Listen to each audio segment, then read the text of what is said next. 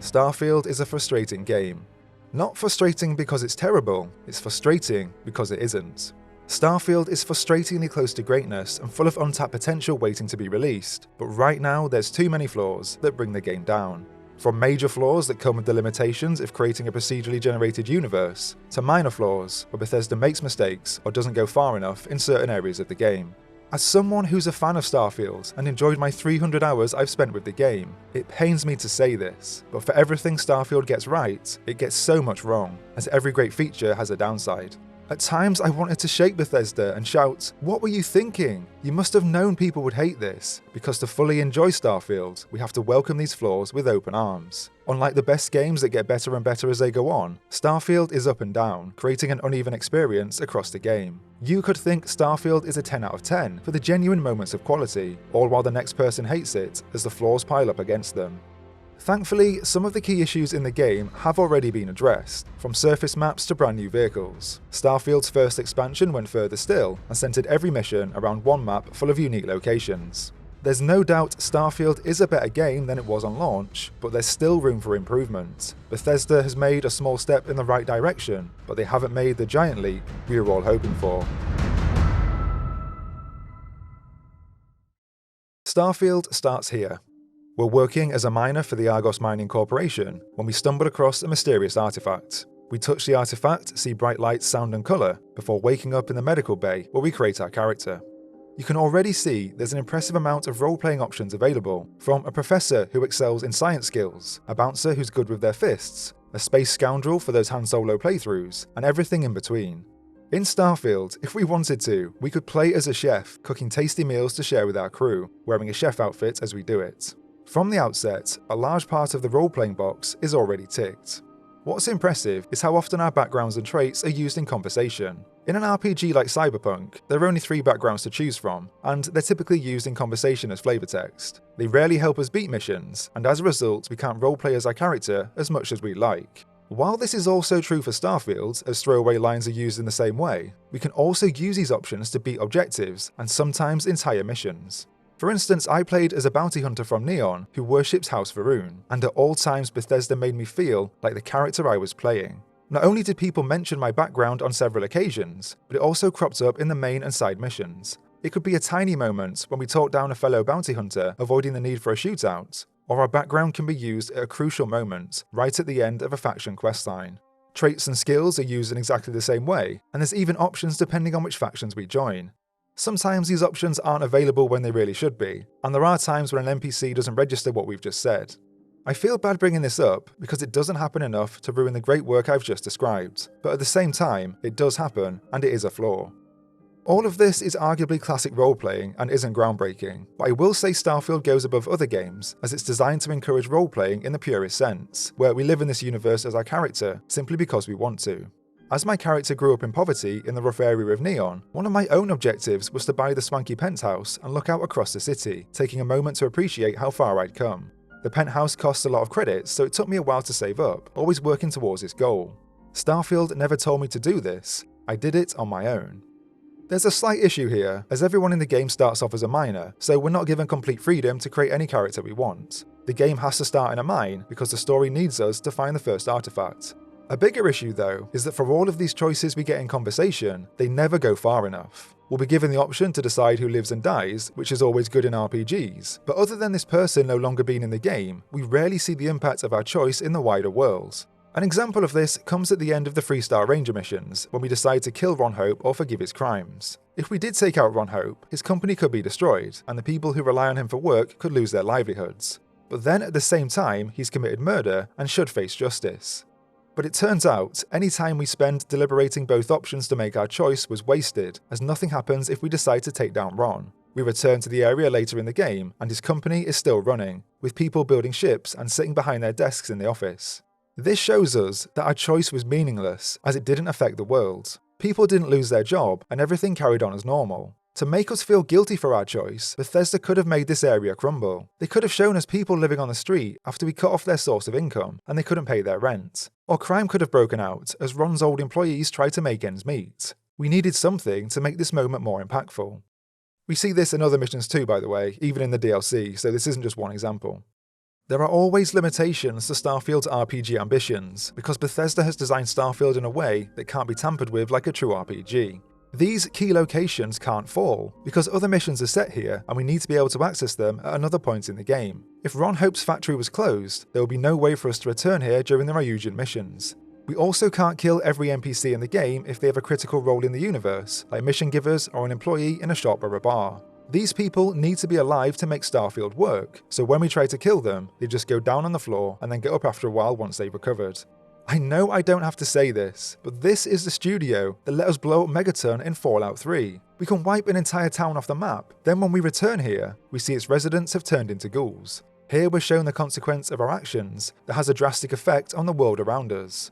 It's brutal, and it shows Starfield is sorely missing some of Bethesda's previous edge. Outside of one moment where we make a tough choice in the main missions, the biggest consequence comes when our companions are angry with us. It's great that our companions react to our choices and even threaten to leave when they disagree with us, but the problem in Starfield is the complete lack of nuance. In the best RPGs, like Baldur's Gate 3, our companions have their own morals and motives, and not everyone's on the same page all of the time. Sometimes one companion will approve of our choice, while two others disagree. These dividing opinions tell us as players that we have to do what we think is best, because no matter what we pick, it's going to upset someone. In Starfield, this isn't true. Because our companions always agree with the right choice and disagree with the wrong one, we always know which option to pick. So instead of doing what we think is best, we're doing what Bethesda think is best. As you can imagine, this restricts the amount of role-playing we can do, as we tiptoe around problems, trying not to offend our companions. We have to be good all of the time, and we can never be evil. If we stepped out of line just one time, our companions could desert us, and this can be something as simple as committing piracy and jacking a ship's cargo. Bethesda wants to tell us the story of Constellation, this group of people with noble causes, so it makes no sense for them to be bloodthirsty pirates. All pirates care about is gold, rather than the existential reason the universe exists. Otherwise, Pirates of the Caribbean would be a very different film. But the thing is, this doesn't make any sense in the game, because some members of Constellation have a checkered past. Vlad used to be a member of the Crimson Fleet, and committed crimes across the settled systems. He also suggests we steal an artifact from Petrov's ship during the main missions, committing literal piracy for the aims of Constellation. Some members of Constellation have been to jail before, more than once as Sarah explains here, and Andreas used to be a smuggler who broke the law. She even says smuggling was fun, including the violent parts, and in one mission, suggests we kill an innocent guard to complete our objective. Oh, and the camera bugged out here and zoomed in too far, making this seem way more sinister than it was supposed to. It's frustrating that we can't play Starfield as whoever we want. We have great options in the character creator with backgrounds and traits, but all of the time we have to be good. We're restricted to being a moral bouncer, or a space scoundrel who aligns with the aims of Constellation. When we play through the missions, the freedom we're given to beat objectives can also be restrictive. Most missions give us options to use dialogue, to persuade or bribe people, use stealth, or go in all guns blazing, while others have different paths for us to take. Occasionally, and this happens most in the main missions, we'll try to complete an objective by talking our way out, but then Bethesda makes us have a big shootout anyway because they want to create a cool moment for us. This becomes frustrating, where it looks like we have freedom to beat objectives in a variety of ways, but our actual options turn out to be limited. We have weapons in the game that deal non-lethal damage, but when we try to use them outside of carefully scripted moments, they don't work, because these mechanics aren't deep enough. For some baffling reason, Bethesda registers a blast from a non-lethal weapon as if we've actually shot someone with a real weapon. In this mission here, I'm trying to get a guard uniform so I can infiltrate this area. There's a guard standing watch, and I try to knock him out to steal the uniform when he's unconscious. But as soon as I shoot him with my non-lethal weapon, it sets off the alarm for the base, telling everyone to attack me. In another mission, I was trying to gain access to a restricted area, and I failed a persuasion attempt against a security guard. I didn't have any points in pickpocketing, so I was trying to loot his body without killing him. But again, when I used my non-lethal weapon, it registered as if I'd shot him, which as we know, makes our companions angry and they'll threaten to leave. I eventually managed to knock the guard out, and was then shocked to discover that we couldn't loot his body. Yep, if we don't put points into pickpocketing, there's no option to loot someone in Starfield unless they're dead. These moments only highlight how far behind Starfield is. The stealth is actually a joke, and it hasn't seen enough improvement since the days of Oblivion. I'm shocked to report that we can still do the classic Bethesda trick of crouching behind a shop owner and stealing from a safe centimetres behind them. We then stand up and walk out of the shop like nothing happened. And with no option to hide bodies or perform silent takedowns, the stealth sections in the game are far too simple, as we sneak through vents and hide around corners in the most basic way. I'm sure if we had a character build with points in the social skill tree, then these moments would be more interesting. We could manipulate people to move out the way or open doors for us. But without these skills, we're left with these basic stealth mechanics. Now, it's wrong for us to hold every game against a checklist of mechanics and complain when it doesn't feature them. I'm really enjoying Avowed at the moment, because the combat is solid and I think the exploration is great. Avowed isn't perfect and also has very simple stealth, but this isn't ruining the game for me. In the same way, I would be perfectly happy for Starfield to have basic stealth, if it was only ever used as an option in combat or the missions. If it's optional, it doesn't have to be groundbreaking. But for Starfield, these criticisms are valid, because Bethesda forces us to use stealth as they design an entire faction questline around it, exposing its shortcomings. The Ryujin missions are some of the worst in the game, and I honestly have no idea what Bethesda was thinking. We're tasked with committing corporate espionage, which should make us feel like a stealthy spy, but unfortunately, they fall flat. These missions are infuriating because the systems that support them aren't developed enough. The mechanic used in other missions where we find a disguise to infiltrate a restricted area is for some reason not included here. Instead, we just walk into an area we're not supposed to be in, and nothing happens. Why not include something like the Outer Worlds, where we use a holographic disguise to sneak into restricted areas? This is a great mechanic, and it also makes the game world more believable. At times, the Ryujin missions were so dull, it felt like I was at my day job, putting up with the daily monotony we're all forced to endure. We'll walk around talking to colleagues about the business, or sit there trapped in a board meeting with senior staff members. I play games to escape this bullshit, not to simulate it in my spare time. The plot is supposed to be a mystery as we hunt down a mole stealing Ryujin's secrets from the inside, but it's handled in such a boring way that I was never engaged with any of this. I mean, I had to pick my jaw up off my desk at the end of these missions when we finally uncovered the mole. I was expecting Ryujin to reveal their sinister side, but instead they just fired the person, ending their career. Wow, what a twist. This isn't right.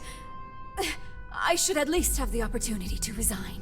I think I hated the Ryujin missions because they stopped Bethesda from getting a home run in this part of the game. The 3 remaining faction questlines are phenomenal, where the difference in quality is staggering. That's what I find frustrating. The remaining faction missions all have interesting plots, and we actually make big, meaningful decisions. Across all 3 faction missions, there's interesting spaces to explore, and a handful of missions that are so good they could stand on their own in any FPS campaign. But the main reason these missions work is because they feel like a Bethesda game. They give us an outfit to wear as we roleplay as this faction, including a badge for the 3-star Rangers we can use during interrogations. But more importantly, they tap into that addictive loop that makes Bethesda games irresistible, where we're exploring a location, uncovering the mystery within, scavenging for supplies, and leveling up our character. These missions are the closest Starfield gets to Fallout 4, as we're often exploring a location, working our way through abandoned areas, and imagining how people once lived here, especially for the UC Vanguard and Crimson Fleet missions. There's also parts of Skyrim too. The Crimson Fleet mission, where we go undercover on a luxury cruise liner, reminded me of sneaking into the Thalmor Embassy in Skyrim.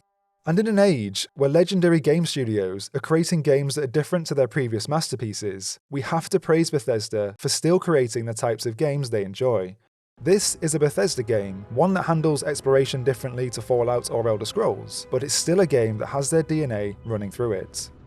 So, if Starfield feels like a Bethesda game, why isn't it a success in the same way as Fallout or Elder Scrolls? Well, in actual fact, this also hinders the game, as Bethesda tries to design some of the missions in Starfield using their old principles that don't work in this game.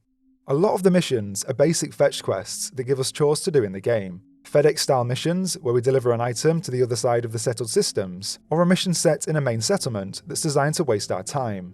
I mean, one time, we're asked to clear land in Aquila to make way for a new property development, and all we do is destroy some rocks and return to the mission giver. This mission takes less than 5 minutes to beat it. Why is this in the game? This is one example, but these objectives are everywhere, even in the main missions. The main missions will ask us to hunt down an artifact on a faraway planet, which sounds like a great premise, but then all we do is fast travel over there, pick up the artifact and leave. Later on, a starborn enemy spawns, giving us something to shoot at, but this is nowhere near good enough for a main mission. Create dungeons in these caves, fill them with alien creatures for us to fight, or give us puzzles to solve, just like we had in the dungeons of Skyrim. In previous Bethesda games, these missions are never a problem. They're designed to send us out into the open world, where we'd walk to our objective and get sidetracked on our journey. We'd explore dungeons on the way, cross paths with NPCs, and enemies would attack us. Starfield, as we all know, doesn't function in this way, and this is why these missions don't work. Instead of travelling across the map ourselves, we fast travel across the universe using loading screens to get to our objective. One loading screen is of course fine in any game, but the issue with Starfield is the number of loading screens stack up to test our patience. If we have a mission set on another planet, we have to open our menu, select the planet, fast travel to orbit, select the planet's surface, and then fast travel down to the planet to complete our mission. It's just too much. Other times our objective will be in a settlement, like Cydonia or New Homestead, which are built underground, adding another loading screen on top of this. It's also not possible to load into a space station even after we've discovered it, which means every time a mission takes us inside one, we're forced to load into orbit, fly towards the station, dock with the station, and then load into it. Please Bethesda, give us a choice to load into the station to speed up this process. This one really grates on you over time. To be fair, most of these loading screens can be avoided once we've explored an area. If we need to hop between settlements, we can go from Neon to New Atlantis within 5 seconds. Plus, if we want to avoid opening the menu, we can fast travel using our scanner in space for a more streamlined experience. This helps, but it doesn't fix the problem. The way Starfield is designed means it has to use loading screens, for performance, stability, whatever. We have to accept this limitation to enjoy the game. But it's madness that Bethesda hasn't designed Starfield with these limitations in mind. They should have designed more missions that are set in one location, that push us out across a planet to explore. The UC Vanguard missions are great at this, as they set the missions in an extended play space, like a mech graveyard, or a dungeon we can walk to on Mars. There were definitely ways around this, as Bethesda could have sent us to a new system for a mission, and then padded out this system with handcrafted content. The handcrafted dungeons in the game are already exceptional, from a zero-G casino to a star station where a psychoactive plant made everyone lose their mind. These star stations are like the vaults from Fallout, and they're just as good in Starfield. But time and time again, the systems we're sent to have nothing in them apart from our objective. There's nothing in orbit, and nothing on the surface of any planet. The content doesn't have to be epic in scale. It can be a small area with 2 or 3 unique buildings to explore that tell us a mini story about the area, or one larger dungeon that takes half an hour to clear. I would love to explore the area around the main settlement, learning about the history of Aquila or New Atlantis, but in its current state, there's nothing else waiting for us except the randomly placed POIs we see everywhere in the universe. It's disappointing that we have to accept Starfield plays like this, because I can't see Bethesda fixing these issues. It's not as simple as letting us fly between planets, as that is technically possible in the game. There's mods we can download that let us do this easily, but ironically, these mods highlight the need for fast travel, as it takes a long time to move through space, holding forwards in the most boring way. If Bethesda truly want to give us more freedom to travel, they need to add mechanics like we see in No Man's Sky. Something like a pulse engine that propels our ship through space, drastically cutting down the time it takes to travel between planets. The Astrogate mod available through Creations attempts this, but it still takes too long. We also have to accept the limitation that comes with using procedural generation. The planet tile sets have to be procedurally generated, and a pool of handcrafted POIs have to be randomly placed to populate the planets, because creating handcrafted dungeons for 1,000 planets would take an insane amount of work over many decades. In No Man's Sky, this is also a feature, where Hello Games also handcraft content, then procedurally place it on a planet's surface. No Man's Sky also plays like Starfield in this way. We land on a planet to see what's around, whip out our scanner to see what POIs are nearby, then if there's nothing waiting for us, we move on. And just like in Starfield, No Man's Sky also has issues where content repeats. Maybe Bethesda could stop POIs repeating once we've discovered them, or they could add more dungeons to the POI pool, but I just don't see this issue being fixed as it's a symptom of this type of game. When we realise this issue exists, we start to actively avoid landing on a planet if we recognise the POI waiting for us, and rather than being rewarded for our exploration, Starfield is like panning for gold as we sift through each new planet, waiting for a new dungeon to rise up through the dirt. We can spend over 30 minutes scouring the star map and jumping between systems searching for something to do. I lost count of the times I jump somewhere, see the planets and moons laid out before me, and find absolutely nothing there. Sometimes I take a gamble on a random planet, hoping a new POI would pop up, but then when I landed on the surface, there was nothing new to see. It would be the same dungeon I'd already cleared, or a pointless outpost or a ship landing site. The outposts are terrible and are another example of Bethesda struggling to apply their own design to this new game. The outposts are supposed to act as vendors to trade with as we explore, but instead of stumbling across them in the open world like we would in their other games, we have to put in extra effort to visit them. We either land at an outpost using the menu and go through a loading screen, or we travel a kilometre on a planet's surface, with nothing in between to break up the journey. Because it's not realistic for random NPCs to wander around a barren planet, we rarely cross paths with anyone as we explore. Occasionally, a ship will land on a planet to drop off enemies, or to give us an NPC to speak to, but these are somehow worse than the outposts. I saw the same ship landing site over and over again, where a UC Vanguard captain is fixing their ship. We then jump on board, the captain explains what they're doing, then we leave. It got to a point where I ignored every outpost or ship landing site on a planet. I got burnt too many times, and I wasn't going to waste my time anymore. You can't just do that. Come on. Bethesda should have been aware of these limitations and discarded the fetch quests that push us out into the worlds. There are great side missions in the game already that are longer with interesting premises, missions that draw us in and take us on a mini adventure. We'll fight through the lair of a mass vigilante who's basically Space Batman, or we'll engineer drugs in a fish factory wearing a hazmat suit, or we'll join a gang in Neon and take over Ebside. The variety in these missions is outstanding, as we never know what's waiting around the next corner. I know there are missions I completed on my first playthrough that I missed this time, and missions that I played for the first time recently, in my hundreds of hours with the game, and I know there's more out there waiting for me. But at the same time, it's frustrating that these great missions are sandwiched in between the disappointing ones. If Starfield wants to improve, Bethesda should focus on the missions that are longer, that function more like episodes in the story of Starfield, and they should abandon the short throwaway missions that are like ad breaks, wasting our time as we wait to get back to the good stuff. These issues ultimately bring the open world down, as our exploration is handicapped by the technical limitations of the game. This is a hard pill to swallow, because the universe of Starfield is outstanding, and learning about the settled systems is one of the game's greatest strengths. Bethesda gradually reveals information to us in the subtlest of ways, with each conversation, settlement, or item designed with world building in mind. There are tons of NPCs who are fully fleshed out with their own backstory, motives, fears, and worries, just like real people. An ex-mech pilot now wants to be an author. Someone runs a clinic in the rough part of town to help people in need. Someone is addicted to drugs and their friend is worried about them. Almost every conversation has branching dialogue that always rewards our curiosity if we slow down and take our time getting to know the people that populate these planets. Our companions are the highlight here, and getting to know them and how their story fits into the world was incredible. So good in fact, I could talk about them in the same way as my friends. Other companions are exactly the same, by the way, even minor characters who have no right to be this fleshed out. Ezekiel in particular has a traumatic past that will move anyone who takes time to speak to him. More impressive is the level of detail Bethesda added to the game to make the settled systems authentic as a real place. From huge features, like the way planets orbit each other realistically, to the smallest of details like food and drink. There's even local cuisines sold in restaurants that are unique to each area. Oh, and you know those mini sanitary robots? Well, they are made at Drone in Neon, and we can visit their showroom to browse their products. There is no reason for Bethesda to include any of this, but it shows how committed they were to immersing us in this world, making everything in this universe as believable as possible. I'm still blown away by the level of detail on the computer panels in the game that feel so real we can almost reach into the screen and grab them.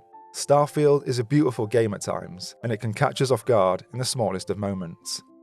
This obviously isn't for everyone, as this isn't fun in the typical sense. Walking around and talking to people isn't fun. It's more like a walking simulator or reading a novel, and appreciating 3D models in a menu is like admiring a diorama through a glass window. But if you're up for taking it slow and diving deep into this universe, Starfield will hook you and draw you in. Todd Howard has said before that the more you give to Starfield, the more it gives back, and I completely agree with him. We have to slow everything down, walk around these places and speak to everyone, because if we don't, we'd lose out on a huge part of the Starfield experience. But here we are again. Like everything we've discussed, there's caveats to all of this. While the world building is incredible, Bethesda makes mistakes that pull us out of the moment, that remind us we're playing a video game, or they don't add in features to make the world feel real. There's no easy way to do this, so we're gonna have to get detailed. Bear with me here. Generally, the world doesn't react to us as much as it should. I've already mentioned we can walk into restricted areas whenever we like, but we can also point our gun at any NPC in a settlement and nothing happens. No one acts scared and runs away, and the guards don't tell us to put our weapon away before they arrest us. Guards actually warn us not to get our gun out, but then when we disobey them, nothing happens. Shooting our weapon directly beside them also does nothing.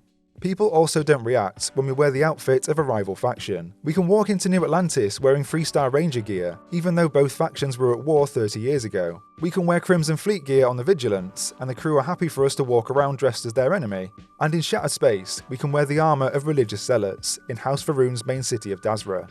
The Zealots started a religious war called the Serpent's Crusade, and massacred anybody who stood against their beliefs. So wearing their armour should be extremely offensive. It's great that Zealots in the open world won't attack us when we're wearing their armour, and sometimes guards will comment on parts of our gear, but we needed more consequence to make the world more believable.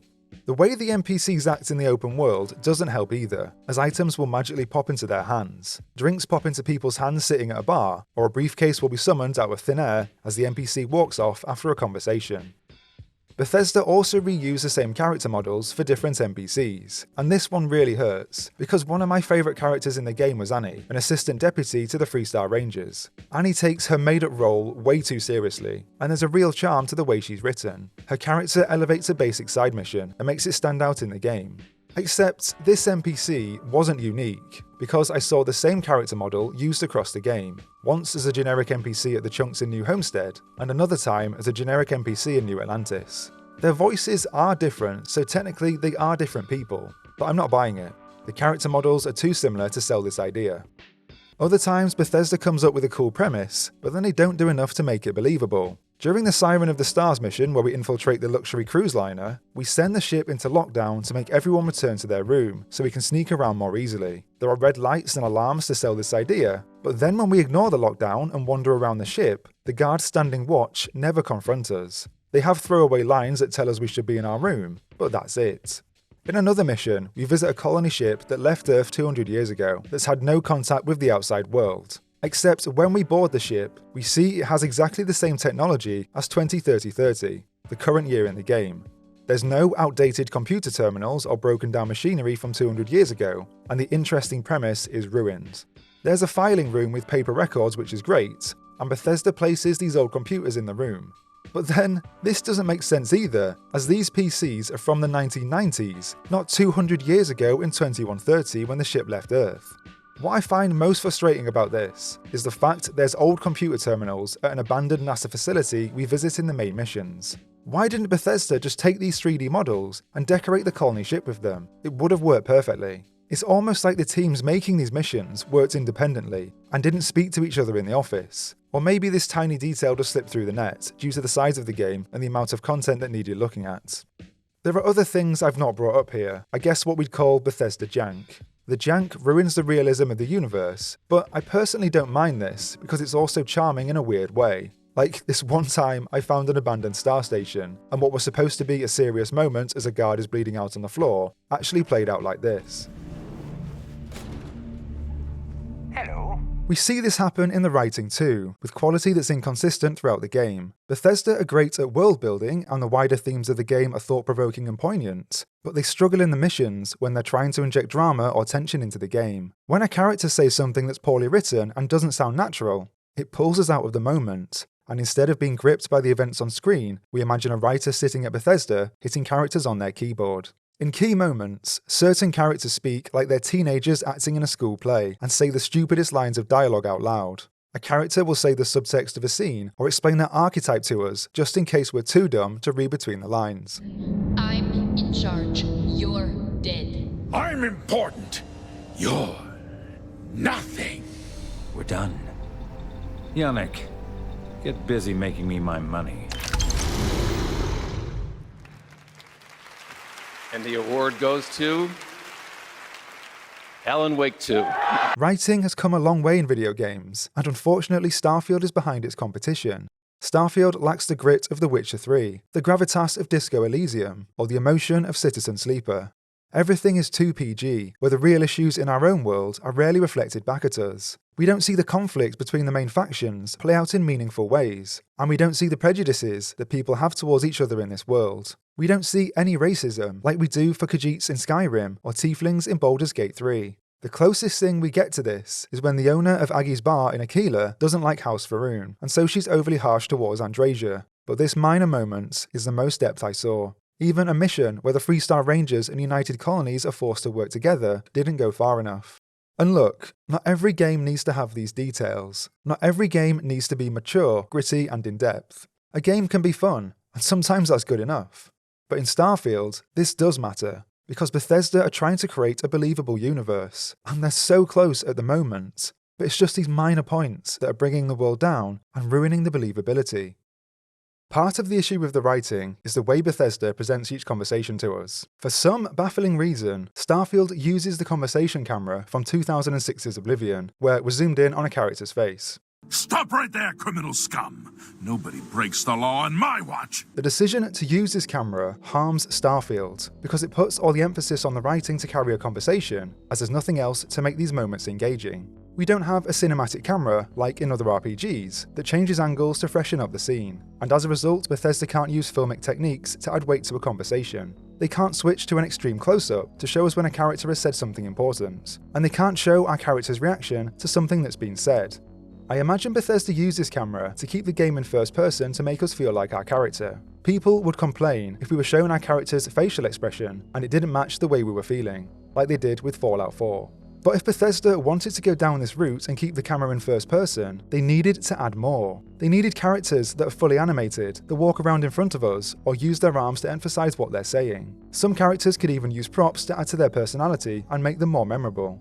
Sometimes a character will raise an arm up to emphasize a point, but conversations mostly play out with everyone locked in place like we're talking to statues. Now, of course, it's unreasonable to expect everyone to be animated in a game this big. It's absolutely fine if a character stands there with their arms crossed as we talk. But surely, the main conversations in the game could be animated, like 30 or 40% of the dialogue. Other RPGs do this, so why shouldn't Starfield? People complained about this on launch, and Bethesda tried to fix the issue by giving us the option to disable the conversation camera. Turned off, the camera no longer zooms in, and instead we stay in our own perspective. But unfortunately, trying to backfix problems in the game creates unexpected issues, because Starfield was never designed to be played with this camera off. Because the camera is designed to zoom in on a character's face, Bethesda created scenes where NPCs are at the other end of the room. It didn't matter if a character wasn't in front of us, because the camera will zoom in on them anyway and we'll be able to see them clearly from wherever we're standing. But now with the camera turned off, this is no longer true. Now we need all the characters to stand right in front of us, or else we can't see their faces. If they're standing across the other end of the room, we'll have no idea who's talking to us, and we might as well be listening to an audio log. Key moments in the main missions are now ruined because of this issue. Other times our companions fall behind us when we move through the world. This means if a companion isn't behind us, we'll hear this voice appear from nowhere when they speak in a conversation because they're standing in another room. This problem could be easily fixed by making our companions teleport behind us every time we start a conversation, but at the moment, this is a broken feature. We can also see this issue of backfixing problems with other new features added to the game, like the vehicles. Now of course the vehicles are a great addition to the game, I'm not denying that. They make exploring planets less of a chore, as we no longer have to walk between POIs, repetitively managing our oxygen and boost pack. But as Starfield was never designed with vehicles in mind, there are planets that have dense foliage or are full of rocks, which means driving across their surface is frustrating as we constantly collide with the scenery. And because we can travel further distances more easily, we'll encounter the edge of the procedurally generated tile more often than we would on foot. This again breaks the illusion of the world, as this huge planet feels especially small. Having vehicles in Starfield from the start would have allowed Bethesda to design missions differently. They could have given us a wider play space to explore, as it's now easier to get around, and imagine if we had missions with chase sections or vehicle combat. That would have been incredible. It's interesting, as we can see Bethesda using Starfield's extra features in new missions they've added to the game. In the Perfect Recipe creation, added in November last year, they set the mission in Aquila, and instead of leaving the planet, we hop in our vehicle and head out into the open world to complete the mission. The characters in this mission are also more animated, as Bethesda realises players could have the conversation camera turned off. This one mission gave me hope for Starfield's future, as there's so much potential here. Even though I've been extremely critical, I love Starfield and I want it to improve. I hope Bethesda can do it, and with more expansions planned, we'll see if they can. Shattered Space was Bethesda's first big chance to address the main issues from the base game. A lot of people thought this expansion would fundamentally change Starfield and give us Starfield 2.0, but actually, that didn't happen. Shattered Space is just more Starfield. It succeeds and fails in the same areas as the base game, with some improvements along the way. First though, let's start with the good.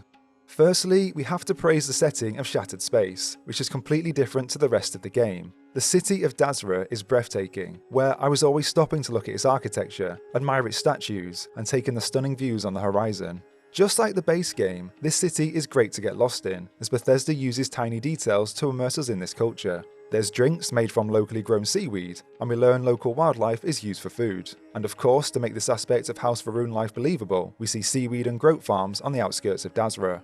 It's an authentic city, especially as Andreas comments on the places we visit. She talks about growing up here and her memories from childhood, which was a nice touch to make Dazra more believable. I remember this place. The seaweed dumplings were excellent. A shame to see it shuttered. Unlike the base game though, there are places to explore in the vast deserts outside the city. The bland POIs are gone, and instead of having dungeons with names that put us to sleep, like Deserted Biotics Lab or Abandoned Outpost, we now have places that sound exciting. Deep Gorge Refinery, Shadow Station Epsilon, or Toolshack Monastery, places that make us want to explore them based on their name alone. These POIs are all varied and interesting to explore, with some great twists and turns along the way, like a secret lab hidden in the depths of Deep Gorge Refinery. That last one is really cool. The distance between POIs has also been reduced, from around 1 kilometre to 300-ish metres. This makes exploration less frustrating, as we're not wasting as much time travelling across the map, only to be disappointed by lacklustre content when we get to our destination. There are still random structures on the map with nothing in them, and some POIs aren't groundbreaking. There's a handful that are like Far Cry outposts, with enemies to clear and a chest to loot. But they never bring down the expansion because we're not putting in as much time to discover them. We're not loading into a planet or travelling large distances across its surface. Instead, we'll walk to a bland POI, tick it off the map, and move on to the next great one nearby. We don't have to scour the star map, searching for something else to do. It sounds so simple, but this design that worked so well for Bethesda in the past breathes new life into the game. Even the smallest of things, like the map being populated with enemies or NPCs to interact with, makes the world feel alive, so much more than the barren planets of the base game. Because we're exploring the outskirts of a nearby city, it makes sense that random NPCs and enemies are out in the open. It was so refreshing crossing paths with other people in the world, or getting attacked by enemies from nowhere. Thankfully, we no longer have to rely on the awful ship landing sites to drop enemies off for us. Using this design fixes some of the major issues from the base game. There's less loading screens as we're exploring on foot, the content is unique and doesn't repeat, and the open world is populated with people to speak to or enemies to fight. But on top of this design changes how we interact with the missions. The base game suffered from too many fetch quests, where we travel back and forth across the universe, with nothing in between to break up the journey. In Shattered Space, this is no longer a problem. Because we walk to our objective with interesting things to see along the way, it's perfectly reasonable for a mission to send us across the map for the simplest of reasons, as it pushes us out into the world to explore. There is literally a side mission where we walk between shrines in the open world, and when we get to each shrine, there's nothing waiting for us except a few enemies. We then just activate the shrine and move on. In the base game, this would be disappointing, but here, it just works. As we move between our objectives, we'll clear out enemies along the way, or we'll hop into a nearby dungeon to see what's inside. In Shattered Space, we're actually exploring the world, rather than sitting there watching a screen load. The rest of the side missions fix even more problems, as Bethesda abandoned those short throwaway missions that go nowhere. Instead, the missions are more episodic with contained stories within them. We'll work with an ex-zealot to eliminate his old leader, or we'll venture into the Tomb of the Fang to hunt down a family's lost heirloom. It turns out this heirloom is actually armour and a powerful weapon, which one family member uses to fight zealots in the open world, which is another nice detail. In one standout mission, we help an elderly man clean up his apartment, and we learn his granddaughter recently passed away in an event that kicks off the expansion. The main narrative in Shattered Space focuses on an experiment that went wrong in the scaled citadel we see towering over Dazra. An explosion sent shockwaves across the city, and many people were vaporised instantly, including this man's granddaughter. In a follow-up mission, we even go to an orphanage where his granddaughter worked, and we put her spirit to rest so the family can find peace. It's beautiful, and I hope these small missions are a turning point for Starfield, where instead of pulling their punches, Bethesda doubles down on the serious themes in the game to make us feel something real. All of this is enough to make Shattered Space worth it, and I hope that these parts that work are used to develop the rest of the game going forwards. Unfortunately though, there are more issues that need to be addressed, even in the areas that Bethesda tried to improve. Take the combat. The combat has improved as more enemies have been added to the game. In the base game, there wasn't enough enemy variety, and outside of a few locations, most arenas were full of humans who sat back in cover. This meant most combat encounters played out exactly the same way, as enemies waited for us to make the first move and take the fight to them. And in a game that tops 100 hours or more, this gets stale fast. In Shattered Space, it's the opposite, as the new enemies are designed to take the fight to us. There's a redeemed enemy who rushes us with melee weapons, Vortex Phantoms who teleport around the arena, and Vortex Horrors who teleport towards us, forcing us to retreat. This makes combat frantic, as enemies charge at us, or they teleport in and out of view, making it hard to keep track of them. Cleverly, Bethesda makes the Phantoms resistant to some of our star powers, so the strategy we use to beat encounters in the base game might not work here. As a result, we're forced to go back to the drawing board, and for any melee builds out there, this could be a challenge. Starfield sorely needed these new enemies. But Bethesda should also understand, combat isn't just about the targets, it's also about the weapons we use to hit the targets. And unfortunately, Bethesda doesn't add enough new weapons to Shattered Space that are distinct from the base game. Most of the new weapons are reskinned pistols and rifles that we've shot hundreds of times before, or new melee weapons that feel like every other melee weapon in the game. There's a new grenade launcher and a handful of new grenades that are a bit more interesting, but that's really it. It's really disappointing, as we end up fighting the new enemies with the same weapons we've been using for the past 50 hours. And just like the base game, the combat becomes repetitive. In other areas, Bethesda makes stupid mistakes that stretch the lore they've created to breaking point. I really hope these are mistakes, because if the team at Bethesda sat down to discuss this and decided it was okay, I am genuinely worried about the future of this franchise. For anyone who enjoyed the lore from the base game, your patience will be tested in Shattered Space. In the base game, we were told that House Va'ruun was a secret society, hidden away from the rest of the universe. This meant that nobody outside of House Va'ruun knew how to contact them, and the only way to enter their homeworld was using a guide, someone who has contact with Dazra and can smuggle you on to Va'ruun. Bethesda expands this idea in Andreas' companion mission, where we're given a heartbreaking and difficult choice. We decide whether to kill somebody who crossed Andreas from her past, who is the only connection she has back to her homeworld. Killing this person gives Andreas her revenge, but it means there is no way for her to return to Dazra. It's impossible without her guide. On top of this, at the start of Shattered Space, the only way we find Dazra is by accidentally teleporting there by chance. Then when we land on Va'ruun, the leaders of House Va'ruun are shocked. We are outsiders and we shouldn't be here. I'll just play what one of the guards says to you, and this is something Bethesda has written into the game, by the way. Counselor, with due respect, we have not had unannounced visitors here in generations. It is a clear breach of security. From all of this, we learn it's almost impossible to enter Dazra without help, and it's extremely rare for anybody to enter unannounced. This is information the writers at Bethesda have told to us. The first instance of the lore inconsistencies is when we find an abandoned chunks on the outskirts of Dazra. The fast food chain that's taken over the rest of the settled systems somehow found its way to this secretive planet. Now, although the fact there's a chunks here is stupid, it does make sense. If we explore the chunks, we see notes from its previous manager who explains the difficulties in running the restaurant on Va'ruun. It turns out it was too difficult to get supplies into Dazra, and the local people didn't enjoy fast food. It was also built on the outskirts of the city, as chunks weren't allowed to set up shop directly in Dazra. And with all these difficulties, it eventually shut down. Later in the expansion, we even meet an NPC who runs supply lines between Dazra and the rest of the settled systems. So this does make sense. Through gritted teeth, I am kind of okay with this, as at least Bethesda made it make sense in the game. Plus, if we did populate Mars, you know one of the first things up there would be a McDonald's, peddling us the McMartian burger. What I'm not okay with is the amount of Crimson Fleet and spacers roaming around the planet. There's a dungeon called Misthaven Cavern, for instance, where a legendary pirate has hidden their treasure and a small crew have arrived to unearth it. It's hard to believe, but maybe one person in the fleet found a way into Dazra and used its secret location to hide their treasure. They could have found a smuggler to take them in. And maybe a small crew of pirates heard about this and somehow found Va'ruun's location. But even if we believe this, it's then extremely hard to believe that a small army of Crimson Fleet and spacers somehow found a way into Va'ruun without the help of House Va'ruun. And there's no way House Va'ruun would let these factions invade their planet. There's even a POI that's a crashed spaceship, and Bethesda gives us even more inconsistencies. Within the ruins of the ship, we find a slate, and we learn that the ship was shot down as soon as it entered orbit. This suggests that House Va'ruun are guarding the orbit around Va'ruunkai, and anybody who's not authorized to be here gets shot down. You could argue that the rest of the spacers snuck in using stealth technology, or they all knew guides that ushered them in, but this is never explained in the game.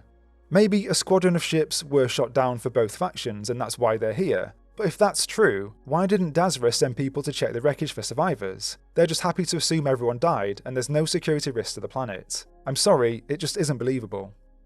We shouldn't have to perform our own mental gymnastics to make these inconsistencies make sense. If Bethesda creates rules for their lore, everyone in the company needs to know it. I know from my research that Bethesda uses an internal wiki that lists all these details on their intranet. Somebody needs to check all of this with a fine-tooth comb to stop these inconsistencies slipping through. For people like me who enjoy the lore and love learning about this universe, I found this insulting, but also unnecessary. There was no need to add spacers or the fleet to Shattered Space when we've been fighting them over and over again in the base game, especially when there's new enemies to fight. It isn't worth ruining the lore Bethesda worked hard to create. Instead, Bethesda should add more depth and detail to the universe for people who want to know more. But this is another area Shattered Space doesn't go far enough, as the lore surrounding House Va'ruun isn't expanded in meaningful ways. Outside of one mission where we walk the Serpent's Path and learn about the history of House Va'ruun, we never learn more about its most interesting parts. The Great Serpent, a godlike celestial entity that House Va'ruun worship, isn't expanded on, and we don't learn more about the Serpent's Crusade. At one point, there's a huge missed opportunity when we listen to the audio logs from the founder of House Va'ruun, who was said to communicate with the Great Serpent, like God was using him as a vessel. But instead of examining how he discovered the Great Serpent, how he convinced people to follow him, or the pressures he's been given as a religious envoy, we learn nothing. There's even an audio log from the time of the Serpent's Crusade, where we hear Jinan rallying his followers, but it doesn't reveal anything we don't already know. Then, just after listening to these audio logs, we can read a nearby terminal and discover the new leader of House Va'ruun can't hear the Great Serpent in the same way as their founder. And I really thought we were onto something interesting here. I thought House Va'ruun could have been a lie, like everyone was manipulated to follow their leader under false pretenses. But this interesting plot point fizzles out to nothing.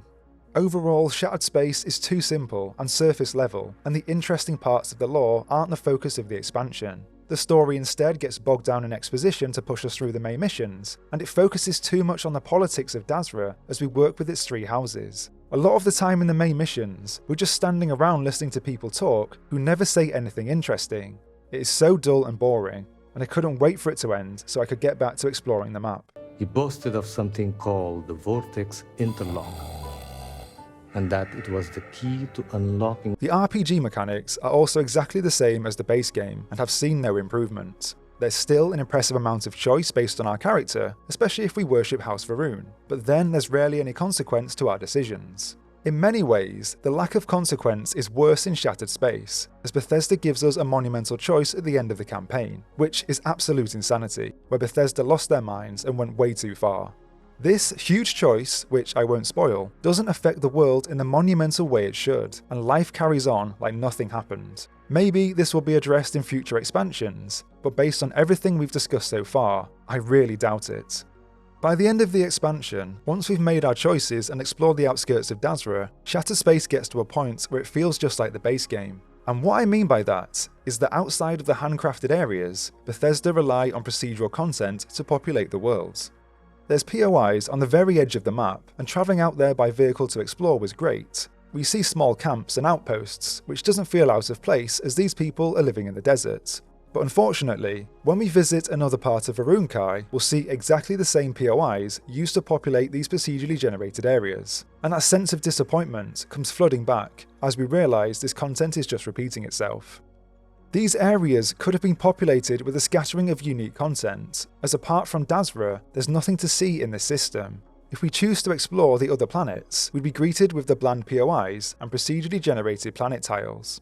As I said before, it doesn't have to be 100 dungeons for us to clear. It could be 2 or 3 that tell a mini story and give us a reason to branch out and explore on our own. Just like the base game, the wider world needs fundamentally padding out. After more than a year and one main expansion, Starfield is in a strange place. There are big issues that Bethesda are slowly addressing, and there's no doubt Starfield is a better game than in 2023. Some of its rough edges have been sanded down, and the best parts of the game still shine today, from its faction missions, its vault-like dungeons, its dense world full of interesting people, and its freedom to live in this universe as many different characters. Just don't break the rules. If we're willing to accept the game's flaws, then Starfield is great. For many others though, it's too big of an ask. There's currently too much frustration to stick with the game for good. As I spent the past 6 months dissecting this game, I can't help but wonder what Starfield could have been. The issues in the base game can't be fixed as easily as we think, and trying to fix the smallest of issues can have a cascade of negative effects. I want Starfield to improve, but at the same time, there's one creeping thought I can't get out of my mind. I think the only way this franchise finally fixes these issues is when Bethesda releases a sequel. But with more Bethesda games at the front of the line, we won't see it anytime soon.